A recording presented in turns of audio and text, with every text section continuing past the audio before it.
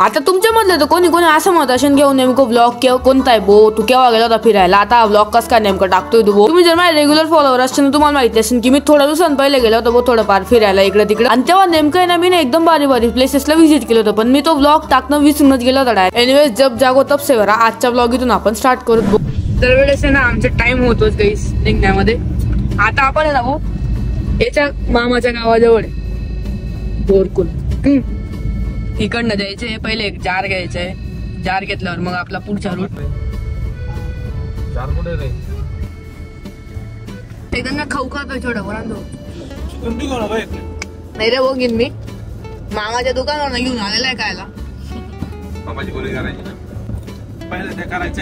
जाऊ द्या गाईस, आपला बंदोबस्त आहे आपल्या इथं खायला. एकादशी आहे, उपास चिवडा, पुढे वरणबट्टी खाणी वाले वरणबट्टी गौरा. संध्याकाळी मुक्काम आहे आमच्या नाथबाबांच्या चरणी मच्छिनाथा गडावर. संध्याकाळी मुक्काम आहे आमचा. या दर्शनाला ओम नमो आदेश. मग तो प्रसंग भावाकडे गेल्यानंतर भावानी स्वयंपाकावर बनवतात. भावाने भाऊजाईला सांगितलं, नवीन भाऊजाईला सांगितलं की ताट आण बरं, एक पाट आण आणि ताट आण. ताटामध्ये बहिणीने सर्व सोनं टाकलं. काय टाकलं? सोनं. सर्व सोनं दागिने उतरले आणि एकाकडे वाढायला लावले. डाळ भात जे असेल ते वाढायला लावले. ते वाढल्या गेल्यानंतर भावाला सांगितलं काय खातो म्हणे अन्न सोनं थोडी खातो म्हणे माणूस. माणसाला कधी कमी समजू नये, कधी माणसाचे जीवन पलटेल याला सांगता माळीची झोपडी होऊ शकते, झोपडीची माळी होऊ शकते. म्हणून माणसाने कधी गर्व करू नये. जसं आहे जैसा स्थिती तैसाच परी आहे, तुका म्हणे उभीच राहावे.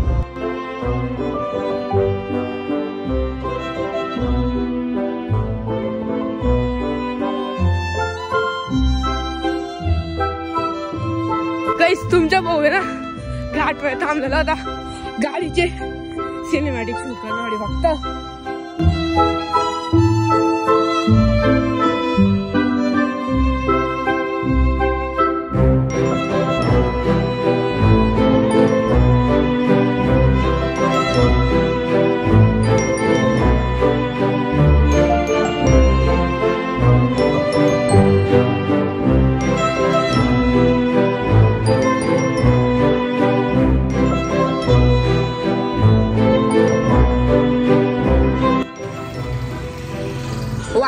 वांदरची मावशी बाय बाय करे. इकडं करे बाई, बरं आहे का?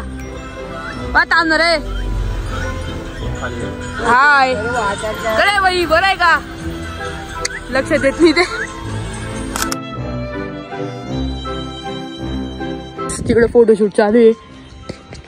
गाडीकडे लावलेली आहे आणि पुढे अजून वरती पण जायचे आम्हाला.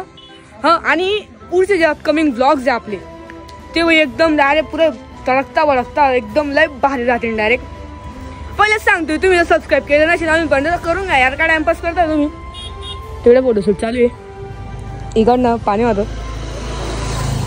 सबस्क्राईब नसेल केलं तर लवकरात लवकर करून घ्या यार. तुम्हाला शेवटचं सांगतोय बरं. सबस्क्राईब करा, नक्की करा, लाईक पण करा आणि कमेंट पण करा. बारे बारे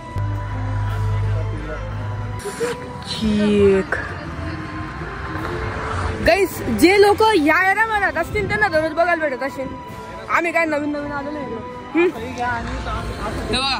आता इथं आपण गाडी लावलेली आहे. इकडे कुठे शूट करायची. मी वांदर सारखा कुठेतरी चढून देईन, तिकडनं मस्त सिनेमॅटिक 3x ला काढीन. तिकडनं कुठून घ्यायचे मग? कुठून प्लॅन होतं?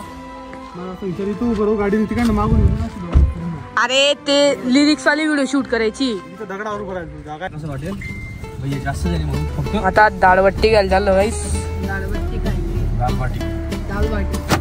वरणबट्टी गाणी वाले गाईज. आम्ही इथं आता थांबलो असतो बट गर्दी डायरेक्ट भयान गर्दी इथं गाईज. आता आम्ही बघा, आम्ही जे वरणबट्टी घेतली होती मध्ये पार्सल ती केव्हाची घेतलेली, अर्धा तासून गेला. पण बरं एक बाहेरचं नेचर गरम असल्यामुळे ते अजून ते सुद्धा गरम आहे. इथं जागा चूज केली मस्त पैकी, इथं बसू पुढचा विषय करू. बच रे लवकर ताटला बिटला ठेव. जेवणाची व्यवस्था एकदम परफेक्ट. जाळा खाली ते थोडं थोडं सांगून येतं, एवढं नाही. एनिवेज भाऊ आता मस्त पैकी वरणबट्टी काय की सर आम्ही चाललोय होतो भाऊ देवगडकडे, जे की आपल्या छत्रपती संभाजीनगरच्या आसपासच आहे. आणि जर तुम्ही ह्या एरियामध्ये आले असाल किंवा या मंदिराला फिरले असाल तर कमेंट मध्ये एकदा नक्की सांगून द्या भाऊ, भाई ही प्लेस एकदम भारी वाटली भाई. एकदम पहिला स्टॉप तर आपला इथला होता भाऊ डायरेक्ट या दिवसाचा. आता आपण पोहोचून गेलेलो आहे भाऊ देवगडला.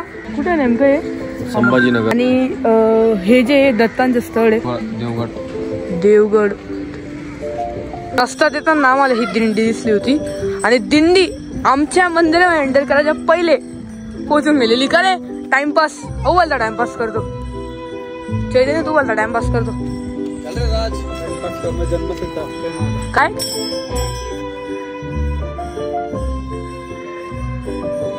आता तुम्हाला पण माहिती बी आता जास्त तर देवस्थळांवर भाऊ कॅमेरा अलाउड नसता बाई, म्हणून मग मी बी काही जास्त हुशार केला नाही, कॅमेरा बंदच ठेवला बाई पुरा. त्यामुळे मग मी तुम्हाला मंदिरच्या मधलं काय दाखवू शकत नाही. जर तुम्हाला बघायचं असेल तर युट्यूबवर दुसरा व्हिडिओ तुम्ही चेक करू शकता. अनफॉर्च्युनेटली जर मी तुम्हाला पुढचे नाही दाखवू शकलो तर काय आलं भाऊ, मी बॅक साईडला चालले होतो. बॅक साईडला होती भाऊ प्रवरा नदी. गाईस आम्ही नाही इथे येण्यामध्ये खूप लेट करून दिलेलं आहे, म्हणजे आमचं जो नियोजन होतं थोडंसा लेट झालेला आहे. आम्हाला पुढे पण जायचे, पुढे कुठे जायचे, रुद्रेश्वरला जायचे. आता रुद्रेश्वरला जाऊ, मग नंतर सावरगाव मच्छिंद्रनाथ गडाला जायचं. त्यानंतर मडीला आहे. मडीला आज संध्याकाळी मोठा छबिना असतो, त्याचाही मोठा शनिवार चौथ्या शुक्रवारला खूप मोठा छबिना असतो. आज तिसरा शुक्रवार आहे म्हणून आजही कानिफनाथांचा छबिना आहे, तरी आम्ही तिथं लवकरात लवकर पोहोचतोय. इथं कसं आम्हाला थोडंसं आहे ना, आम्ही जो प्लॅन बनवला होता त्याच्याने आम्ही म्हणजे लेट झालेलं आहे बेसिकली आम्हाला. आता मग इथून थोडंफार लवकर दर्शन वगैरे घेऊन लगेच निघूत पुढचा प्रवास करू आपण. गाईज आपल्या ना मध्ये मस्तपैकी दर्शन झालेलं आहे, पण नेमकं विषय काय होते तर कॅमेराज वगैरे अलाव नव्हते, म्हणून मी काही जास्त हेच केलं नाही की बुवा रिकाम आपण त्यांनी नाही सांगितलंय बिनकामचे व्हिडिओ बनायचे, असा विषय काही नाही. आता आपलं दर्शन वगैरे झालेलं आहे, मग आपण निघतो पुढच्या प्रवासासाठी. जस्ट आम्ही रुद्रेश्वरला पोहोचलो होतो की आम्हाला माहिती पडतं की आज आम्हाला नाही तर स्टे करावं लागेल, कारण की ना आम्हाला ना 7-7:30 म्हणजे 8 वाजण्यात ते येऊनच गेलो होते भाई इथं. मग उचित जागा झोपण्यासाठी आम्हाला भेटली नव्हती, म्हणून मग आम्ही ना डायरेक्ट आता काय करू काही समजत नव्हतं. बट पहिले आपलं दर्शन घेणं इज इम्पॉर्टंट. बसले ना आम्ही टी ब्रेक घेतल्यावर आम्हाला माहिती पडतं की आपल्याला सीधे जावं लागेल बघ आता कानिफनाथ गडाला, कारण की तिथं जे ना आपल्या गावामधला एका जणांनी मठ बांधलेलं आहे. मग सीधा आम्ही निघतो बघ डायरेक्ट कानिफनाथ गडाला. आणि कानिफनाथ गडाला पोहोचतात बरोबर आम्ही मस्त जेवण वगैरे करून त्यानंतर आम्हाला माहिती होतं की आज आहे ना आपलं कानिफनाथ गडावर ना छबिनाची एकदम भारी भव्य मिरवणूक निघणार आहे.